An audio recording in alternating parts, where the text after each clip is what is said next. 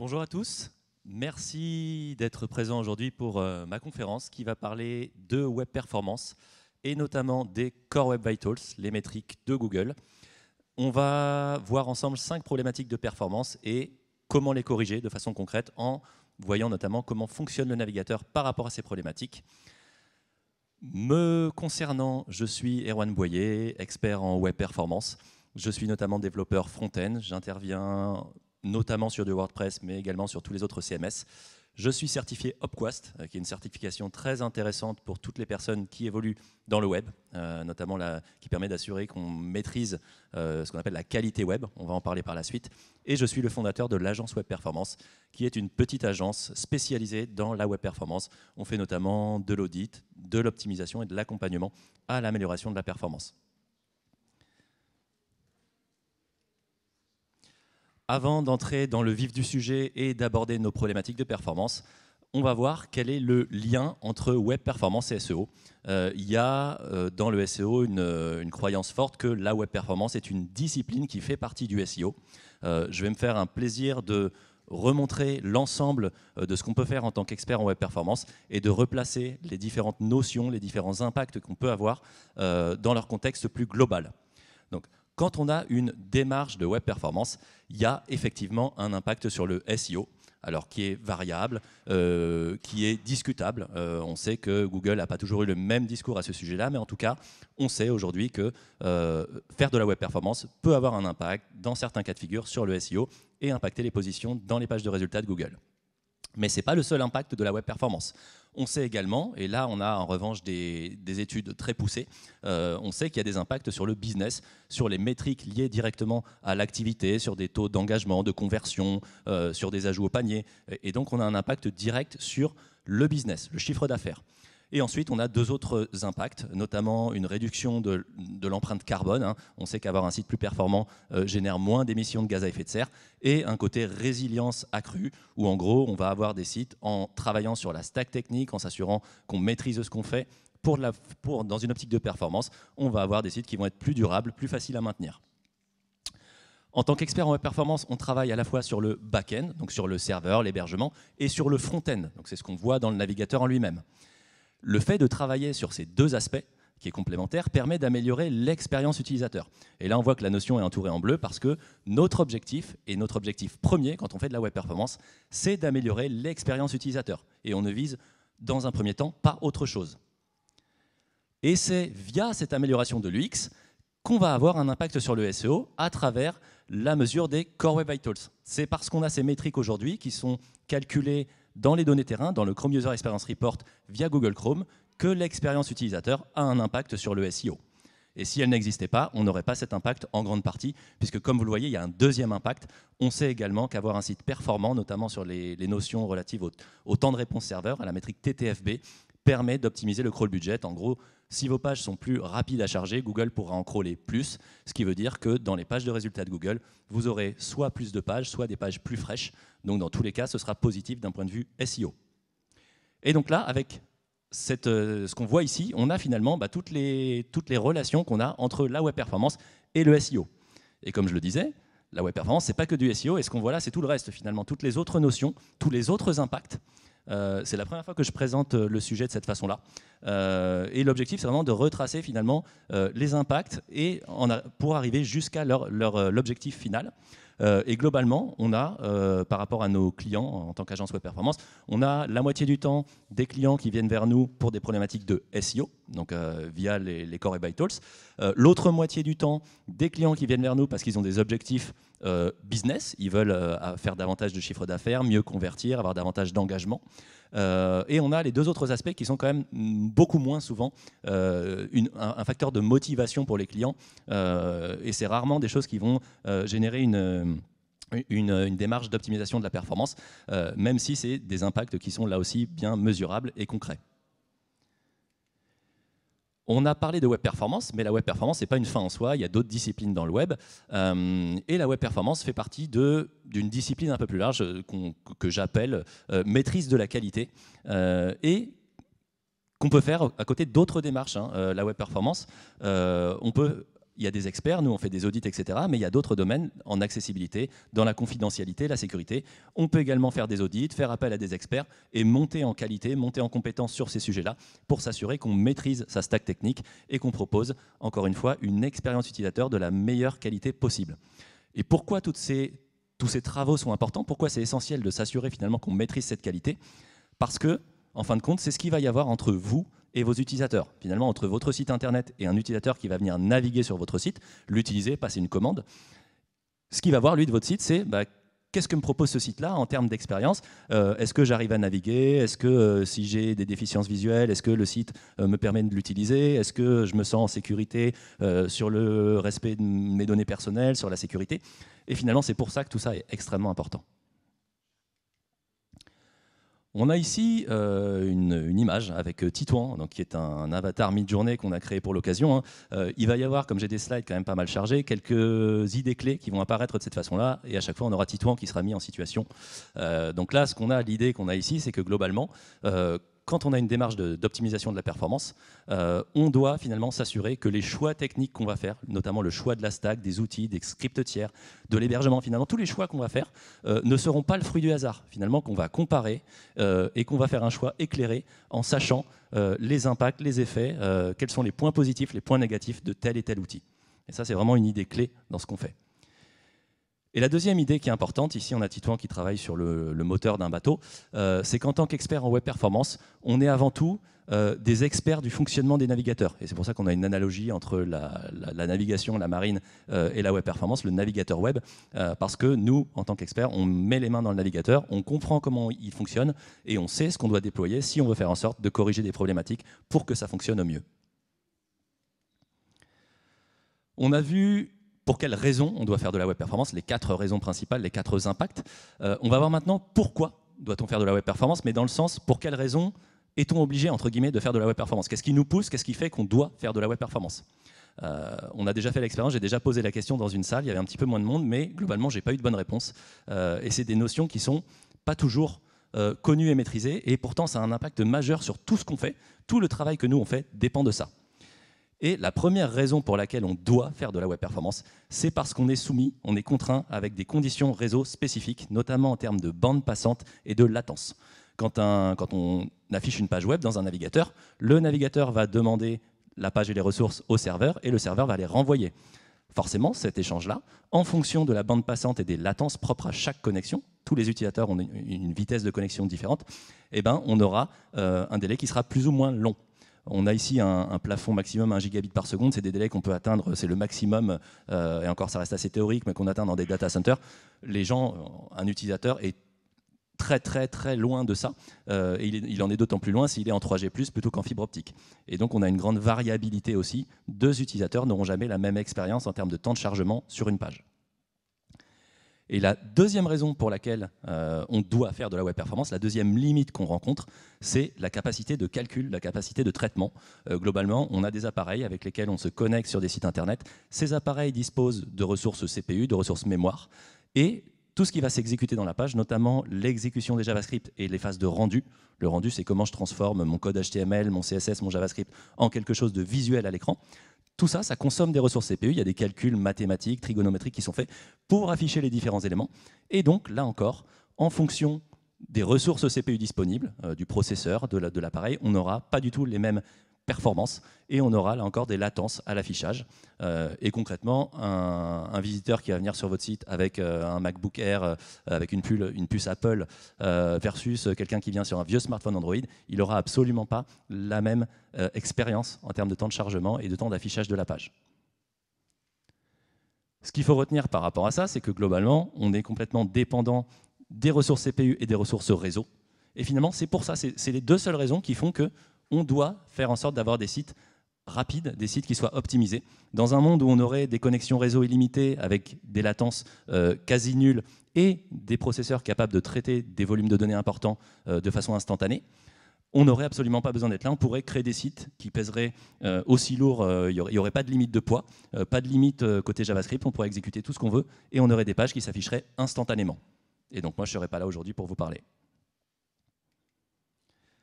On va maintenant aborder les 5 problématiques de performance, donc des problématiques très courantes et leurs solutions.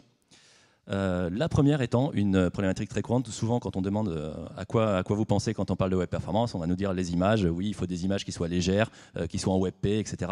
Oui, mais c'est pas ce qu'on va voir là, puisque justement, le but, c'est pas de revenir sur des choses qu'on peut trouver en ligne, mais d'avoir une approche un petit peu différente avec un focus sur qu'est-ce qui se passe niveau navigateur et pourquoi on doit faire tel ou tel choix. Et donc on voit que les images, effectivement, c'est une problématique importante, puisque dans 70% des cas, le LCP est une image sur mobile. Donc on a quand même une grande majorité de templates, de gabarits de pages pour lesquels on a un LCP qui est une image. Et la plupart du temps, c'est ce qu'on voit là, on a quelques statistiques qui sont issues du Web Almanac, une source extrêmement intéressante qui consolide les données de plusieurs millions de sites chaque année, donc ça permet d'avoir une grosse base de données. Et on a des images qui sont très souvent non identifiables par le navigateur, assez tôt. Et on a également des images qui sont même parfois dépriorisées. Donc c'est une problématique importante quand notre image est le LCP. Le premier outil qu'on va étudier ensemble pour comprendre cette notion de LCP, c'est la waterfall, ou le graphique en cascade. L'idée, c'est que c'est un outil qui est disponible dans les navigateurs ou dans la plupart des outils d'audit, qui permet de visualiser d'une façon chronologique les différentes ressources qui sont téléchargées. Donc, au départ, on a la page en elle-même, la partie bleue, et ensuite, on a d'autres ressources qui sont téléchargées. Ici, on a une waterfall du site de l'agence Web Performance avec quelques feuilles de style, un fichier de police, et ensuite on voit qu'on a 3 images et le LCP est l'une de ces 3 images. Et ce qu'on voit, c'est que quand on regarde le LCP, donc qui est la barre avec des pointillés vert foncé, on voit qu'on est sous les 2 secondes, donc on est très bien, on est dans l'objectif des 2 secondes et demie. Et finalement, on est dans ce seuil qui est bon parce que les images sont affichées suffisamment tôt. Quand on va regarder cet outil-là sur une page dans laquelle on a des problématiques, ce qui va se passer bien souvent, si on a des problèmes de priorisation, c'est que notre image qui constitue le LCP sera téléchargée plus tard, après plusieurs dizaines de ressources. Et ça posera des problématiques concrètes. Donc ça, cet outil-là, il est intéressant si on se dit qu'est-ce qui se passe, pourquoi mon image qui constitue le LCP est téléchargée tard. On va pouvoir dire, tiens, elle se charge tard parce que j'ai plein de JavaScript qui sont téléchargés avant, j'ai 10 fichiers de police, etc. Et donc, c'est un bon outil, un peu plus technique, mais pour comprendre ce qui se passe dans le navigateur et comment notre image est priorisée. On a un autre outil dans le navigateur qui est extrêmement intéressant, qui s'appelle le Preload Scanner. Il y a une analogie qui est assez rigolote qui a été utilisée par un expert en web performance de chez Google, Barry Pollard, au Wheel of Speed 2023. Il parle de cet outil comme The Excitable Little Puppy, donc le petit chien excité. Et l'idée, c'est que ce petit chien, on va lui demander très tôt au chargement de la page, on va lui dire va chercher dans la page, et le petit chien va parcourir la page à toute vitesse.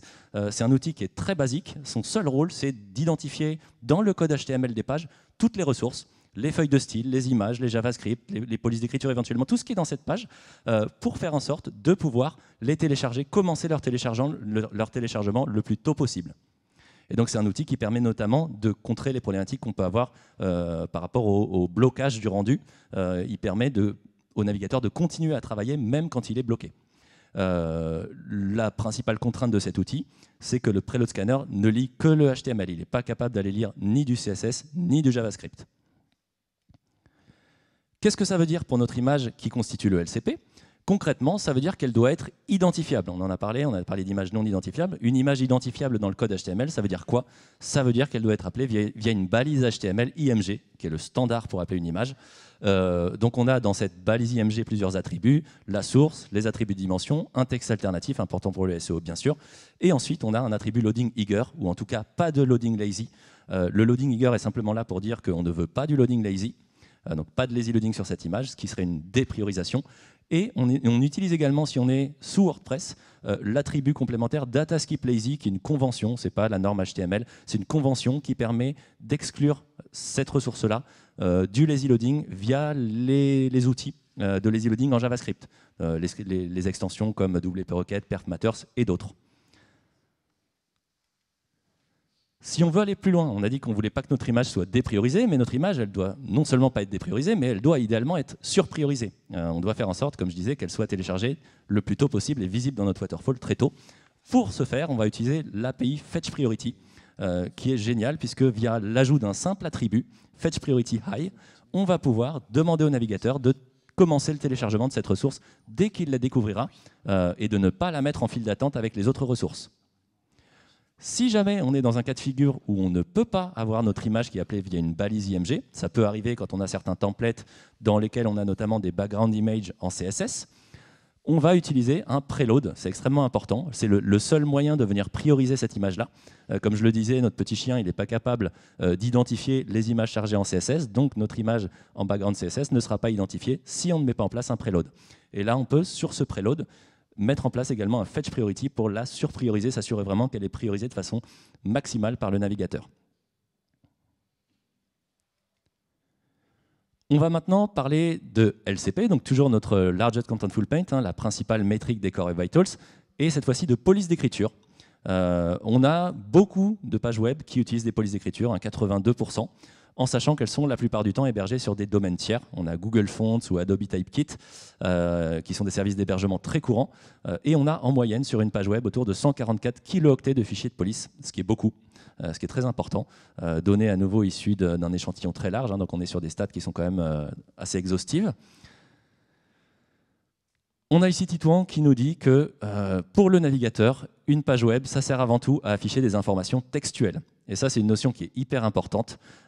C'est historique. En fait, quand un navigateur va croiser des fichiers de police, il va avoir tendance à les prioriser de façon extrêmement importante, à les prioriser, à lui donner le niveau élevé ou le plus élevé par rapport aux autres ressources dans la page, ce qui fait que quand on a des fichiers de police d'écriture, au chargement initial de la page, elles vont bien souvent entrer en concurrence avec d'autres ressources de la page. Et c'est pour ça qu'il est essentiel de s'assurer de faire des choix éclairés. Et on va voir quels sont ces choix. On a une seconde notion qui est très très importante pour comprendre le chargement des polices d'écriture et l'impact que ça peut avoir sur le LCP. On a ici une notion qui est très intéressante, un fonctionnement qui est le chemin de rendu critique. C'est quelque chose qui est utilisé depuis très longtemps. C'est l'une des façons de creuser la web performance qu'on utilise depuis plus de 20 ans. Elle a été un petit peu oubliée ces dernières années, mais moi je l'aime toujours beaucoup. Et globalement, ce qu'on voit là, c'est le travail du navigateur pour effectuer le rendu. J'en parlais tout à l'heure, comment transformer du CSS, du HTML, du JavaScript en quelque chose de visuel. Et ce qu'on voit globalement, c'est que le navigateur il effectue pas mal de travail, notamment sur le HTML et le CSS, et que jusqu'à l'étape de style, il ne commence pas à télécharger de fichiers de police d'écriture. Il est obligé d'attendre assez tard, finalement, par rapport aux différentes étapes, pour commencer le téléchargement. Qu'est-ce que ça veut dire? Ça veut dire qu'on doit s'assurer, nous, de faire en sorte que les fichiers de police soient téléchargés le plus tôt possible. Et on a un outil qui est génial pour ça. On va mettre en place un preload à nouveau. Et on va le mettre en place de cette façon-là, où en gros, on va appeler notre fichier de police. Et là, oui, ce que je n'ai pas dit, c'est si notre LCP est une zone de texte. Je disais tout à l'heure que dans 70% des cas, le LCP était une image. Dans 30% des cas restants, notre LCP, ça va être un titre ou un paragraphe, c'est-à-dire du texte. Et dans ce cas-là, on doit s'assurer que notre fichier de police soit téléchargé le plus tôt possible pour que cette zone de texte soit affichée la plus tôt possible dans sa version définitive, c'est-à-dire dans la police qu'on utilise. Et donc, on va utiliser un preload en sachant que ce qui est important, c'est de précharger la bonne graisse. Bien souvent, si c'est un titre, notamment le LCP, il va être en gras, en 700, ou en ultra gras, en 800. Et donc là, on a un exemple de préchargement d'un fichier de police qui est en 400, ce qui est du régular, des textes classiques. Il faudra bien mettre en place un préchargement sur le fichier de police qui concerne l'élément de LCP. Si notre LCP est une image, donc dans les 70% de cas restants, la plupart du temps, il faudra faire extrêmement attention à nos fichiers de police. Et les polices seront un sujet important et d'une façon générale, les polices doivent être un sujet qui est traité. L'idée, c'est qu'on devra s'assurer d'avoir un minimum de fichiers de police, puisque le navigateur, comme il les priorise de façon importante, ce qui va se passer concrètement, c'est que nos fichiers de police vont entrer en concurrence avec d'autres ressources et potentiellement avec l'image qui constitue notre élément de LCP. Donc, ce qu'on fait, on met en place un préchargement sur les fichiers de police qui sont utilisés dans le viewport, dans la zone visible de la page, mais en revanche, on ne met pas en place de préchargement sur les autres variations de graisse qui sont utilisées éventuellement plus tard dans la page. Le travail qu'il y a à faire également, c'est de s'assurer qu'on ne va utiliser que des variations de graisse qui sont réellement réellement utile. On a très souvent des sites qui utilisent 3, 4, 5 variations de graisse. On a entre le 100 et le 1000, hein, on a la possibilité d'avoir de l'extra light, de l'extra bold, etc. La plupart du temps, on peut se contenter pour beaucoup de sites quand il n'y a pas une direction artistique poussée, quand il n'y a pas une charte graphique vraiment très élaborée. On peut utiliser 2 ou 3 variations de graisse et ce sera suffisant. Et donc ici, on a Titouan qui nous dit que chaque fichier de police appelé impacte la vitesse de chargement et c'est vraiment quelque chose à garder en tête quand on crée un site, quand on fait une refonte. Les choix en termes d'identité visuelle ont un impact direct sur la performance. On va maintenant parler de Largest Contentful Paint, toujours notre principale métrique, avec un troisième volet qui est le CSS. Avec quelques statistiques à nouveau. Une page web charge en moyenne 139 kilooctets de style. On a, sur la plupart des sites, 75% du temps, au moins une feuille de style externe. Et la plupart du temps également, des feuilles de style qui ne sont pas compressées de façon optimale. Donc des problématiques assez évidentes. On refait ici un focus sur une partie du chemin de rendu critique avec l'arbre de rendu et on revient sur le travail qu'on a à réaliser côté HTML et CSS avec la création du DOM et du CSS-OM. L'idée, c'est que le navigateur a besoin de faire énormément de travail pour afficher une page et que tant qu'il ne dispose pas à la fois du HTML et du CSS, il n'est pas capable d'afficher la page. Il a besoin de ces deux étapes, d'en faire la synthèse pour générer l'arbre de rendu final. Ça veut dire concrètement que tant que le navigateur ne dispose pas de tout le CSS, il n'est pas capable d'afficher la page de façon définitive. Et donc ça a une implication, ça a plusieurs implications. Les premières, c'est que nos feuilles de style doivent être les moins nombreuses et les moins lourdes possibles. On doit limiter au maximum le nombre de feuilles de style. Elles sont bloquantes quand elles sont téléchargées de façon classique, elles sont bloquantes pour le rendu. Donc mathématiquement, mécaniquement, quand on va réduire leur poids et leur nombre, on va afficher la page plus rapidement. Et on doit également les charger le plus tôt possible, faire en sorte qu'elles soient découvrables, notamment par le preload scanner, par notre fameux petit chien, le plus tôt possible pour qu'elles puissent commencer à être téléchargées très tôt. Ça veut dire concrètement qu'on doit utiliser la syntaxe qu'on a à gauche ici. C'est du HTML, tout ce qu'il y a de plus standard, il n'y a aucune astuce. En revanche, on fait en sorte d'utiliser une certaine hiérarchie dans la façon dont les éléments sont chargés. Et ça, on le voit très rarement. C'est une bonne pratique qu'on retrouve dans l'outil Capo, CAPO, qui est développé par un confrère Rick Viscomi. Et l'idée, c'est qu'on doit avoir, si on veut s'assurer que les feuilles de style sont téléchargées le plus rapidement possible et que le rendu de la page est effectué le plus tôt possible, on doit s'assurer que les premiers éléments en tout cas sont affichés dans cet ordre-là. On a nos méta charset viewport, notre balise title qui est essentielle pour le SEO bien sûr, et ensuite après notre title, notre ou nos feuilles de style. Et c'est vraiment essentiel de respecter cet ordre-là. Ce qui arrive par la suite est un petit peu moins important. On va avoir nos préconnects, nos preloads éventuellement, nos JavaScript et toutes les balises méta complémentaires. Mais respecter cette structure permet de s'assurer qu'on aura un chargement optimal dans tous les navigateurs, quels qu'ils soient. Et on voit ici une petite subtilité qui est qu'on a des feuilles de style qui sont indiquées comme étant combinées et minifiées. C'est quelque chose qui est important. On a, même avec l'utilisation de HTTP2, HTTP3, qui permettent de la parallélisation du téléchargement, le fait de combiner notamment des feuilles de style fait qu'on a un gain en termes de poids. Globalement, si vous combinez 10 feuilles de style de 1 kilooctet ensemble, vous n'aurez pas une feuille de style de 10 kilooctets, mais une feuille de style de 8,5 ou 9 kilooctets, parce que les algorithmes de compression gzip et Brotli reposent sur les récurrences de chaînes de caractères et que donc on va avoir un meilleur taux de compression. J'ai dit que les feuilles de style devaient être les moins nombreuses et les moins lourdes possibles, mais il y a un cas de figure qui peut être encore plus intéressant que ça, c'est si on n'en a pas. Qu'est-ce qui se passe si on se débarrasse des feuilles de style? Et c'est quelque chose qui techniquement est possible.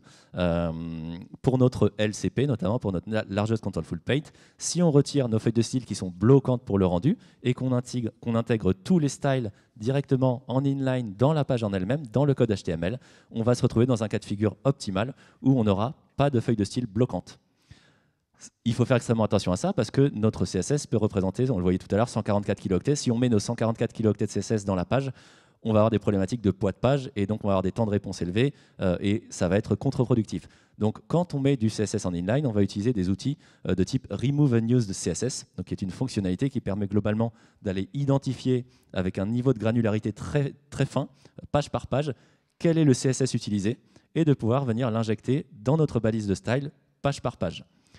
Quand on est sur l'écosystème WordPress, on a des outils qui permettent de faire ça. Donc c'est vraiment génial parce que ça fait gagner énormément de temps. C'est de l'automatisation vraiment poussée à l'extrême. On a ici quelques captures d'écran, des fonctionnalités de ce type-là chez WP Rocket et Perf Matters. Si on est sur une stack technique autre, on peut utiliser des outils qui proposent des API type Unused CSS et mettre en place le même type d'optimisation avec un petit peu de développement custom.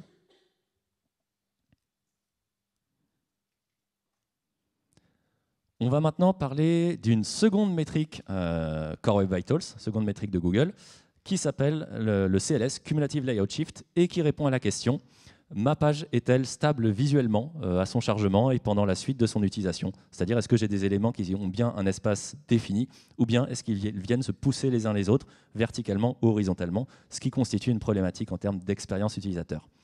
Et là, c'est une métrique qui est plutôt bonne sur la plupart des sites. On a globalement 3/4 des sites pour lesquels il est au vert, c'est-à-dire inférieur à 0,1. Mais on a fait un focus ici, comme on parle de publicité notamment, sur les sites médias, dans lesquels on a énormément d'encarts publicitaires. On a fait quelques recherches spécifiquement. On a sur les sites médias en moyenne autour de 20 domaines publicitaires, donc des domaines tiers. Et avec des intégrations spécifiques, notamment tout ce qui est AI Powered, qui ne respectent pas les bonnes pratiques. Et on va voir concrètement ce que ça veut dire pour ces sites-là. Donc les layout shifts, c'est ce que je disais, hein, l'idée par rapport aux espaces publicitaires, c'est qu'on a notre contenu, donc le contenu du magazine en ligne par exemple, avec son en-tête, son contenu, et on va avoir les JavaScript qui vont s'exécuter par la suite et qui vont venir injecter des encarts publicitaires à différents emplacements. Et ça va pousser les contenus vers le bas. Donc ça, c'est ce qu'on appelle un layout shift, un décalage de mise en page. On a malheureusement cette problématique de façon assez spécifique et assez récurrente avec les encarts publicitaires, parce que ces encarts-là ont bien souvent des dimensions qui sont variables ou difficiles à anticiper, voire même carrément des emplacements qui sont difficiles à anticiper. Et que donc finalement, en déployant des espaces publicitaires, on va avoir très très souvent des problématiques de layout shift.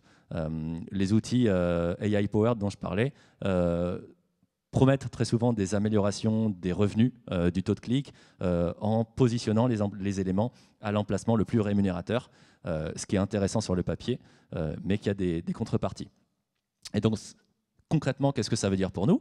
Dans le cas de figure où on a des publicités qui sont insérées manuellement sur des stacks spécifiques, ou quand on est sur du WordPress, par exemple, si on utilise du ad inserter ou des injections via des widgets, on va pouvoir venir mettre en place ce qu'on appelle une réservation d'espace, c'est-à-dire que via CSS, on va définir un min height, on va dire à tel emplacement occupe tel espace à l'écran au minimum. Et on a ici un exemple un petit peu plus poussé puisqu'on a une media query CSS où en gros on a un comportement différent pour mobile et pour desktop puisque les emplacements n'occupent pas forcément le même espace selon le device. Et en gros, en mettant notre classe ou en ajoutant ce type de CSS directement en inline, dans la balise d'insert, on va pouvoir venir lui faire occuper son espace dès le départ, dès le chargement initial, sans attendre que les éléments soient injectés dedans. Ce qui veut dire que concrètement, on aura un espace blanc au départ et que lorsque les scripts publicitaires vont s'exécuter, ils vont venir remplir ces espaces-là, mais sans rien pousser autour. Et donc ça, c'est un cas de figure optimal. On n'a de cette façon-là plus aucun CLS.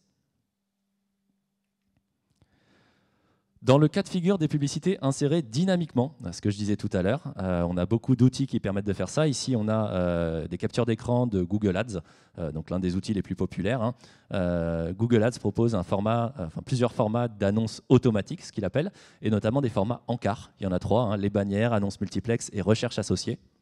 Ces encarts-là, systématiquement, s'ils sont activés, viendront générer des layout shifts, ils viendront pousser les contenus autour avec des problématiques de CLS. Donc là, il n'y a pas de recommandation, malheureusement, par rapport à ça. Il n'y a pas de solution technique, puisque par définition, ils sont insérés de façon dynamique. On ne peut avoir que des comportements de CLS à l'affichage. Et donc la recommandation, c'est désactiver-les. Et donc là, on a Titouan qui est dans une situation critique. Hein. Ça, c'est la pop-up que j'ai eue quand je me suis connecté sur mon compte Google Ads, où il me dit justement augmentez vos revenus, mettez en place des annonces automatiques, vous allez augmenter votre taux de clic et avoir beaucoup plus de revenus. Et c'est vrai, effectivement, on sait qu'il y a des impacts très très positifs sur les revenus avec ce type d'intégration.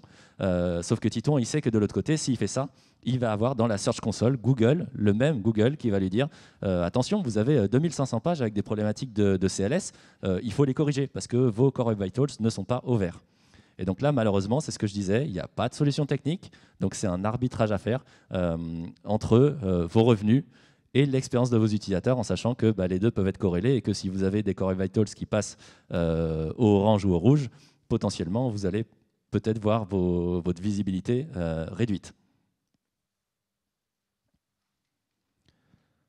On va ensuite parler d'Interaction to Next Paint et de script tiers. Donc l'INP, c'est la nouvelle métrique de Google pour mesurer la réactivité des pages. Et elle répond à la question combien de temps met un élément à l'écran pour être affiché suite à une interaction utilisateur. Donc globalement, quand on ouvre un menu, quand on clique sur un accordéon, on clique sur un slider, on clique sur un bouton, dès qu'il est censé se passer quelque chose dans la page suite à une interaction, le navigateur va calculer les latences, combien de temps ça met pour réellement apparaître à l'écran. Et donc cette métrique-là, par rapport à ce qu'on avait avant, elle va beaucoup plus loin. On avait le FID avant, First Input Delay. Cette métrique-là est beaucoup plus représentative de l'expérience réelle et elle est aussi beaucoup plus dure à passer. On a ici quelques statistiques à nouveau. On sait qu'on a quasiment la plupart des pages web, hein, quand on arrive à ces niveaux-là, 94%, la plupart des pages web chargent au moins un script tiers. Quand on analyse une page moyenne et ses requêtes, on se rend compte qu'on en a quasiment la moitié qui sont des ressources tierces hébergées sur d'autres domaines. Et on a ici à nouveau, parce qu'on aime bien Google, une statistique qui est issue à nouveau de cet échantillon de sites. On sait que quand on a un Google Analytics dans une page, il va bloquer le navigateur en moyenne 76 millisecondes. Donc là, on parle de blocking time. Ce n'est pas de l'INP, mais c'est des métriques qui sont très corrélées, ce qui veut dire que concrètement, quand vous avez un Google Analytics sur votre site, vous allez avoir des problématiques. En tout cas, ça va contribuer à dégrader votre INP. On a ici une notion qui est extrêmement importante à comprendre. On est à nouveau sur des outils internes du navigateur, sur le fonctionnement du navigateur. Et le but, c'est de voir à nouveau ce qui se passe côté INP quand on a des scripts tiers notamment. L'idée, c'est que, je disais tout à l'heure qu'on était limité, que l'une des contraintes qu'on rencontre, c'est les ressources CPU qui sont limitées. Quand on est en train de visiter une page web, on a des ressources CPU qui sont encore plus limitées et avec un fonctionnement qui est extrêmement contraignant aussi, puisque chaque onglet du navigateur a ses propres ressources disponibles et que ces ressources sont partagées entre les différents moteurs de rendu, le moteur HTML, CSS, JavaScript, et qu'ils ne sont capables de s'exécuter que l'un après l'autre, mais pas en même temps. Ça veut dire concrètement que si on a du JavaScript qui s'exécute, on ne peut pas avoir de HTML, ça va bloquer le HTML jusqu'à ce que le JavaScript ait terminé son travail et qu'ensuite on reprendra sur le moteur HTML. Ce que j'explique ici, c'est que le seul cas de figure qui permet de sortir de cette limitation-là, notamment pour l'exécution de JavaScript, c'est quand on utilise des web workers ou des service workers qui permettent d'exécuter du JavaScript avec d'autres ressources, ce qui est extrêmement intéressant, notamment pour notre INP. Et la deuxième notion à bien comprendre et à bien maîtriser, et là il y a très souvent des confusions, c'est la façon dont on va pouvoir charger les JavaScript. Globalement, il y en a trois, c'est la capture qu'on voit là. On a tout en haut le chargement d'un script en synchrone, c'est-à-dire qu'il est chargé de façon traditionnelle en bloquant tous les autres comportements du navigateur à la fois pendant son téléchargement, mais aussi pendant son exécution. Donc ça, c'est le pire scénario, hein, où en gros, on bloque tout ce qui se passe dans la page jusqu'à ce que le script ait été exécuté. Ensuite, on a le chargement asynchrone, où l'idée, c'est qu'on télécharge en arrière-plan le JavaScript et qu'une fois qu'il est téléchargé, on vient l'exécuter en interrompant potentiellement tout ce qui se passe ailleurs. Et le troisième scénario, qui est le scénario optimal, qui est ce qu'on devrait avoir systématiquement partout, c'est le differ, où en gros, on a un téléchargement asynchrone, mais comme on le voit, ça n'interrompt pas les autres mécanismes du navigateur, notamment le parsing et le rendu, et on a l'exécution qui se fait une fois que ces étapes-là ont été faites. On a malheureusement chez la plupart des fournisseurs de scripts tiers, et c'est de là que viennent la plupart de nos problèmes, on a un chargement asynchrone. Quand on vous fournit un code Google Analytics, un code GTM, un code pour votre A/B testing, pour votre chatbot, pour peu importe l'outil, ce script-là, 95% du temps, sera en asynchrone. Ce qui veut dire que ce script-là, on vous demande en plus bien souvent de le mettre dans l'entête, dans le head de votre page. Il va venir, la plupart du temps, interrompre les autres mécanismes du navigateur, notamment le rendu, et retarder l'affichage de votre page. Et contribuer à générer des latences, puisque, comme je le disais tout à l'heure, le rendu et l'exécution de JavaScript, c'est des choses qui sont extrêmement consommatrices de ressources processeurs. Et donc, le fait d'alterner ces deux étapes de façon régulière, on se retrouve dans le pire scénario où, en gros, on est certain de venir saturer les ressources processeurs disponibles et donc d'avoir du blocking time, des long tasks et de venir impacter notre INP. Et on est d'autant plus gêné qu'un Google Tag Manager, par exemple, il est en asynchrone, donc il va bloquer le rendu, mais il va lui-même télécharger d'autres JavaScript derrière, qui vont eux-mêmes, à leur tour, venir bloquer les comportements du navigateur. Et c'est de cette façon-là qu'on qu'on se retrouve dans des situations avec des latences énormes et des pages qui ne sont pas réactives pendant 500 millisecondes, une seconde, voire plusieurs secondes, ça arrive.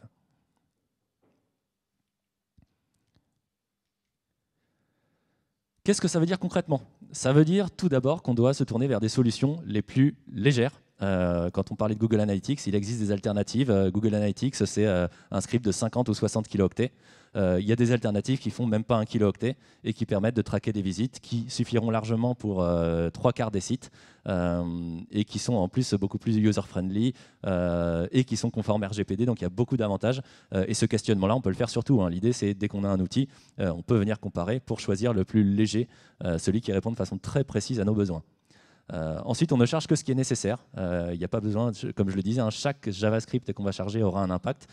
Et on rencontre, nous, notamment, très souvent, des sites qui chargent des outils d'UX Analytics, type Hotjar ou Clarity, alors que les données ne sont pas utilisées. On nous dit « Ah oui, on l'a installé, mais non, on ne l'utilise pas ». Ça va pénaliser l'INP pour tous vos utilisateurs. Donc, si ces outils-là ne sont pas utilisés, on les désactive. Et c'est pareil pour les scripts d'A/B testing. Globalement, tout ce qui n'est pas activement utilisé et strictement nécessaire doit être supprimé. Et enfin, on dépriorise l'exécution des scripts tiers. Et là, qu'est-ce que ça veut dire? C'est ce que je disais tout à l'heure. On ne doit pas avoir de scripts tiers dans l'entête, dans le head de nos pages. Les scripts tiers doivent être chargés en fin de page, avant la fermeture de la balise body, et ils doivent être en diffère. C'est deux conditions vraiment indispensables si on veut s'assurer d'avoir une performance optimale. Et ce qu'on peut faire également en complément, c'est mettre en place ce qu'on appelle du report d'exécution sur action utilisateur, où l'idée, c'est qu'on va ne télécharger les JavaScript que lorsque les utilisateurs vont commencer à interagir avec la page. Ça veut dire qu'on aura une première partie des JavaScript qui seront téléchargés et exécutés après le rendu de la page, notamment pour faire fonctionner le site en lui-même, le menu. On a besoin que les utilisateurs puissent ajouter un produit au panier, etc. très rapidement. Et en revanche, on n'a pas besoin d'avoir notre analytics de façon instantanée. On peut attendre 1 seconde ou 2 secondes et on va avoir dans un second temps ces scripts qui vont s'exécuter. Ce qui fait qu'au lieu d'avoir une grosse fenêtre d'exécution qui risque de générer des long tasks et du blocking time, on aura 2 fenêtres d'exécution plus petites avec moins de risque de venir bloquer les mécanismes du navigateur. Et enfin, pour terminer, si on veut vraiment peaufiner ce chargement des scripts tiers, la logique, c'est qu'on ne doit télécharger les scripts que le plus tard possible, au dernier moment, vraiment quand on est certain que l'utilisateur va en avoir besoin. Et donc, il y a plusieurs façons de faire ça. On a ici un petit exemple de chargement différé. On a plusieurs mécanismes qu'on retrouve selon les situations. Le premier, c'est ce qu'on appelle une façade. Le principe d'une façade, c'est qu'on va venir imiter un composant. On parle notamment là, des embeds vidéo, ça se fait beaucoup. On va venir mettre la vignette de la vidéo, un petit bouton lecture qui reprendra l'apparence du player YouTube. Mais en revanche, on ne téléchargera le vrai player, l'embed, que lorsque l'utilisateur va cliquer sur le bouton lecture. Ce qui fait que pour tous les utilisateurs qui ne liront pas la vidéo, ils n'auront pas besoin de télécharger les JavaScript. Et on peut faire le même travail sur les chatbots. On a un deuxième cas de figure. On rencontre notamment très souvent dans le cadre des optimisations qu'on fait, des pages qui chargent du reCAPTCHA, donc de la sécurisation de formulaire, au chargement initial sur toutes les pages. Là aussi, ce reCAPTCHA est la plupart du temps lié à un formulaire. Si on a par exemple ce reCAPTCHA qui est sur un formulaire de newsletter, on va mettre en place un chargement au moment où l'utilisateur va saisir son adresse mail. On n'a pas besoin de venir sécuriser la page pour les utilisateurs qui n'interagissent pas avec ces formulaires. Et donc, c'est l'exemple qu'on a ici, je crois. Hein, c'est ça. Avec, quand on sélectionne notre petite zone, on lui donne la classe loadScript. Et quand l'utilisateur va venir mettre son adresse email dans la zone, à ce moment-là, on téléchargera le reCAPTCHA qui, lui, est nécessaire à la validation du formulaire et qui fonctionnera exactement de la même façon, mais en ayant eu un impact uniquement pour les utilisateurs qui en ont besoin. Et la troisième et la dernière situation, c'est si on a par exemple une carte, une Google Maps, c'est des choses qu'on rencontre aussi, notamment sur du site corporate, une carte en bas de page par exemple, on n'a pas besoin, encore une fois, d'exécuter tous les JavaScript au chargement initial. On va pouvoir mettre en place un chargement au scroll quand l'utilisateur va se rapprocher de la map, et seulement à ce moment-là, on va télécharger les JavaScript qui sont, encore une fois, extrêmement coûteux et qui téléchargent même beaucoup de ressources derrière. Hein. Les maps se téléchargent des images, des fichiers de police, des icônes, etc. Donc c'est des scripts qui sont eux aussi extrêmement coûteux. Voilà la conclusion de cette partie-là. Les scripts tiers, c'est l'enfer, et Titefont, là, il fait la guerre. Globalement, questionner systématiquement, là, on a un petit florilège de ce qu'on croise régulièrement, avec beaucoup de JavaScript. La CMP en elle-même constitue déjà un script tiers la plupart du temps. Donc, on ne doit télécharger que ce qui est strictement nécessaire. Et l'INP est une métrique qui est particulièrement difficile à atteindre. On a le seuil des 200 millisecondes qui est un objectif. On a encore beaucoup de sites qui n'y arrivent pas. On a, pour terminer, un tout dernier point. On va demander d'offrir quelque chose aux auditeurs, donc aux personnes qui ont assisté à la conférence. Donc justement, parlant de l'INP, on a ici un outil qu'on a développé en interne qui permet de réduire l'impact des scripts tiers sur l'INP. Ça fonctionne, on l'a déployé, on a justement, si vous allez à cette adresse, hein, donc à l'adresse il y a un QR code, si vous allez dessus vous pourrez télécharger le script, il y a des exemples, il y a un cas concret avec une démonstration et il y a quelques questions-réponses, mais globalement c'est quelque chose que vous pouvez mettre en place sur vos sites ou sur les sites de vos clients et ça permet de réduire l'INP en utilisant notamment l'API navigateur Request Idle Callback qui permet d'exécuter des scripts dans les phases de navigateur où la consommation de CPU est plus faible. J'arrive au bout. Merci à tous. Ouais, donc on arrive sur la question pour le mug. Et la question est quel est le nom de l'outil qui scanne les pages très tôt pour en identifier les ressources clés? Sylvain? Ouais, tricheur. Bravo. Merci à tous. Merci Erwan.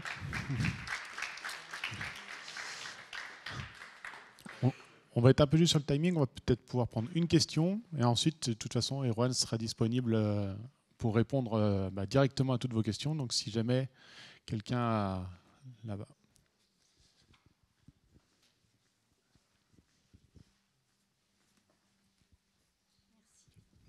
En fait, je crois que j'ai à peu près 3 questions. Donc la première, c'est en fait...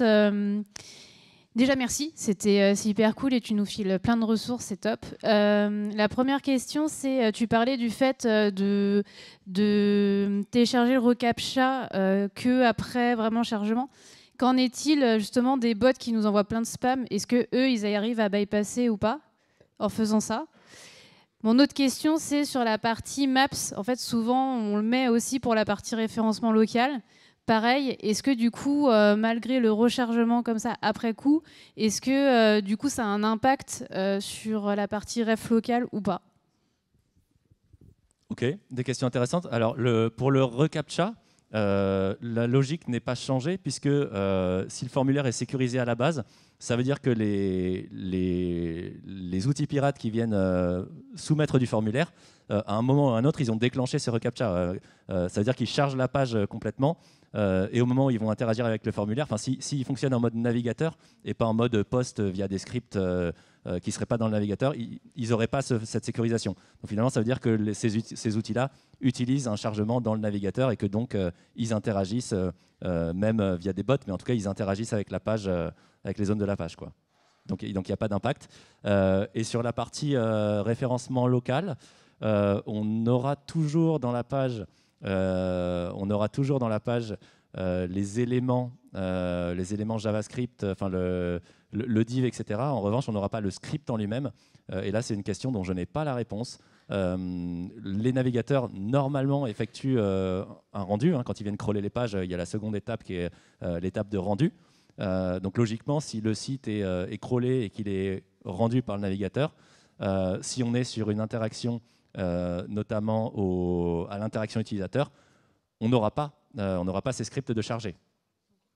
Voilà. Donc ça peut être intéressant de mettre, nous c'est ce qu'on fait quand on met des reports d'exécution sur action utilisateur, on met en plus un timeout de quelques secondes, ce qui fait que même si on n'interagit pas avec la page, le script finit quand même par être téléchargé. Ça permet de s'assurer notamment dans des cas de figure comme ça où c'est des bots qui viennent, qu'on va pouvoir avoir l'intégralité des informations via le tracking, etc. Merci encore, Erwan. Et donc, n'hésitez pas Avec plaisir. à le retrouver juste après pour toutes les autres questions qui pourraient survenir.